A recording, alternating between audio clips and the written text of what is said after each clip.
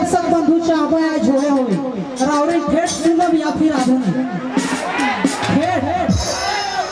देखिए भाई मेरे पास ठेठ और आधुनिक दोनों चीज है, जो बोलिए सबसे है। पहले ठेठ, चलिए पहले ठेठ सेकंड में आधुनिक, बारी बारी से भैया, पहले ठेठ फिर आधुनिक। आप लोगों की फरमाइश भी करिए।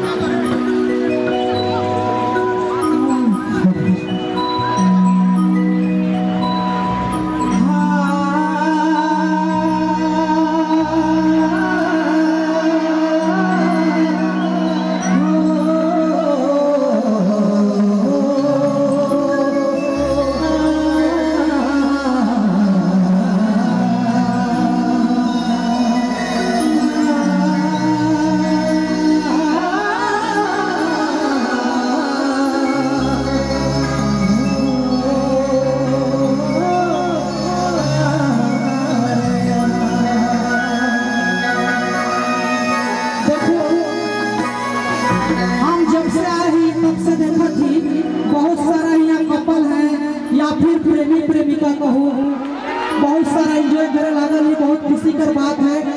लेकिन इकर में कुछ बेवफा प्रेमी मन भी शामिल है। क्या है, सही बात है ना? कुछ बेवफा प्रेमी प्रेमिका भी शामिल है। जैसे कि बहुत सारा प्रेमी प्रेमिका झारखंड में अपना प्रेमी को छोड़ के और प्रेमिका दिल्ली में एंजॉय कर रही है। तो चलिए फिर कोई शिकायत नहीं है किसी से, एंजॉय करने का दिन है भैया, खुल के एंजॉय कीजिए।